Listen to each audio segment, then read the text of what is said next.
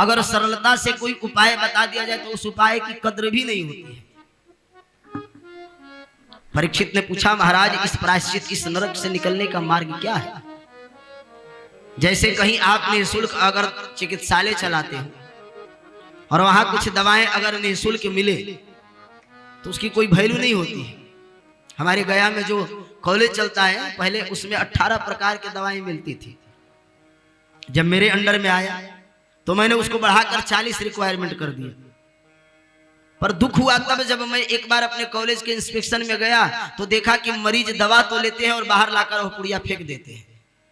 जिस पुड़िया का कीमत बाहर में महाराज 300-400 रुपए होता है, जो कनकासव इत्यादि रस बाहर में 400-500 रुपए के 250 ग्राम मिलते हैं, हमारे यहाँ निःशुल्क दिया जाता है। तो बड़ा दुख हुआ। हमने कहा कि बताओ, इतना रॉ मटेरियल मंगाते हैं, कर्मचारी मैंने बढ़ाया, और वहीं अगर महाराज किसी लेवल के साथ बेच दिया जाए तो उसी के लोग पैसा देने लगे।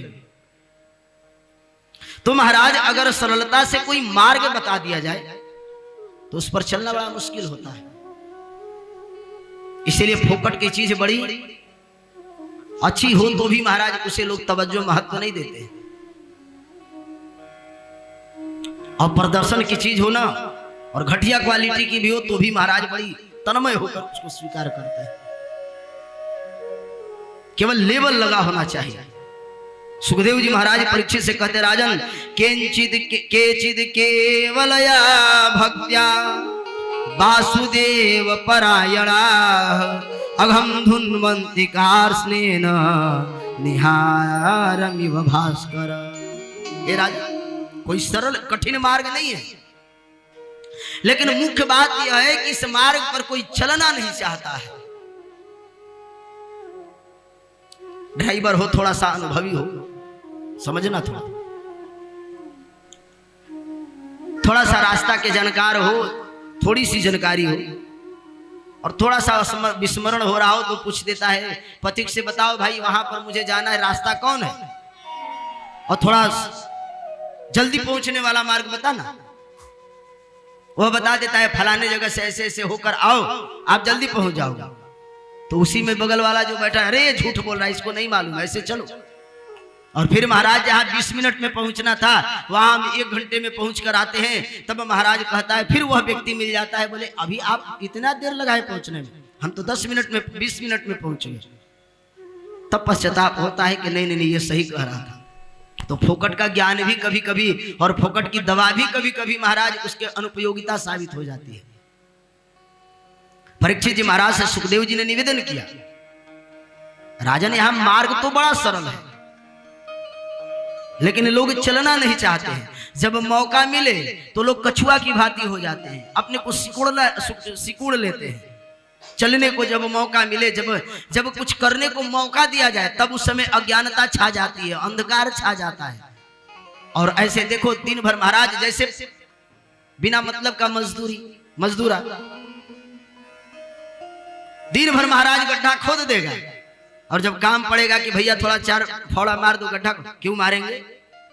ऐसे समाज में बहुत लोग हैं। मौका दिया जाए तो नहीं करेंगे, और मौका न दिया जाए तो बंद कमरे में खूब खुंचारेंगे और लगेगा कि वही महाराज सबसे बड़ा विद्वान है।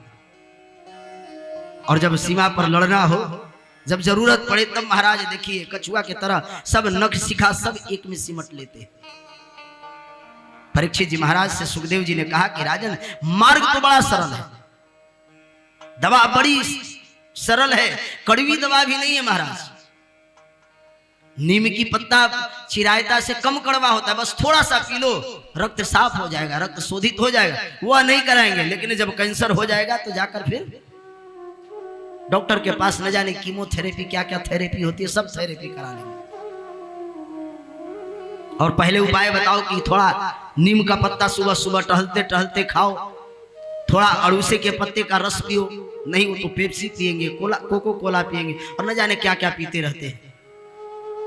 सरलता, हमारी प्रकृति के घास फूस नहीं लेंगे, जो सरलता से महाराज उपलब्ध है। धन्वंतरी भगवान कहते कि संसार के कोई भी हरा वृक्ष औषधि न हो, ऐसा कहीं नहीं लिखा है, वह सब औषधि है।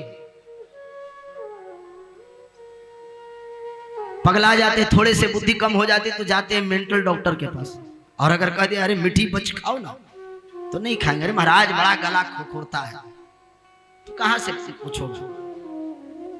परीक्षित जी महाराज से सुखदेव जी ने भी कहा कि राजन बड़ा ही सरल पथ है। कले सुशील साधवो यत्र नारायण परायणा। राजन भगवान के नाम मात्र स्मरण कर लेने से इन 28 प्रकार के नरकों से हम मुक्ति को प्राप्त हो जाए, केवल नाम स्मरण से। कितना सरल उपाय बताया। यह सत्य है कि गंगा में स्नान करने से बंधुओं हमें पाप नहीं भोगना पड़ता है, लेकिन किसके लिए? जो दोबारा पाप न करे। दरवाजे पर गंगा जी बह रही है और डेली लठ उठाकर किसी के मस्तक फोड़ दो और फिर गंगा जी में स्नान कर लो, ऐसे के लिए गंगा जी नहीं पाप धोती है। ऐसे तो कितने न जाने कीड़े मकोड़े बह जाते हैं गंगा जी में। इसलिए गोस्वामी पाद तुलसीदास जी कहते हैं यही मह रघुपति नाम उदार, यही मह श्रुति कहते यही मह रघुपति नाम उदार। भगवान भले उदार हो या न हो, मानस में नाम महिमा बड़ा सुंदर वर्णन है। यही मह रघुपति नाम उदारा। और इस नाम की महिमा महाराज केवल ऋषि महर्षि नहीं, पावन कहते हैं अति पावन पुराण श्रुति। सारे पावन पुराणों में नाम की ही महिमा है और सरल मार्ग है। ट्रेन से अगर दिल्ली से आओ तो थर्ड एसी का किराया 2800-2700, और कोई कहे अरे महाराज तुम 2 घंटे में पहुंच जाओ और 1500 रुपए के फ्लाइट के एयर टिकट है, तो बोले नहीं हम तो ट्रेन से ही जाएंगे। ठीक है भैया जाए, उपाय तो बताया हुआ है लेकिन हम उसका पालन नहीं करना चाहते। ये मैं बताया ना, दवा जितनी सरलता से सुलभता से मिल जाए लोग उसकी अहमता और उसकी अहमता को नहीं समझ पाते, उसके इंपोर्टेंसी को नहीं समझ पाते कि वह कितना महत्वपूर्ण है। मैंने अपने यहां बंद करा दिया, हमने कहा कि उसी को दो जिसको मैं रिक्वायर करूं। तब अब बढ़िया बढ़िया लोग आते हैं शहर के और कहते स्वामी जी आपके यहाँ कौन सी दवा मिलती है? तो मैंने कहा सारे जो रामदेव बाबा पैसा लेकर देते हैं वो हमारे कॉलेज में चले जाओ, निःशुल्क मिलेगा। और अब तो पंचकर्मा भी क्रिया मैंने शुरू करा दी, और उस क्रिया में सबसे पहला प्रयोग मैंने अपने गुरुदेव पर ही किया था। जब स्वामी जी महाराज गया में कथा करने आए थे तो पहले सिकाई की प्रक्रिया मैंने अपने गुरु जी पर ही टेस्ट कराया था, चेक कराया था। लेकिन लोगों को वैल्यू नहीं है सरलता से। अगर अत्र जो कहते हैं कि महाराज जो सरलता से आप दे दो तो उसको स्वीकार नहीं करेंगे।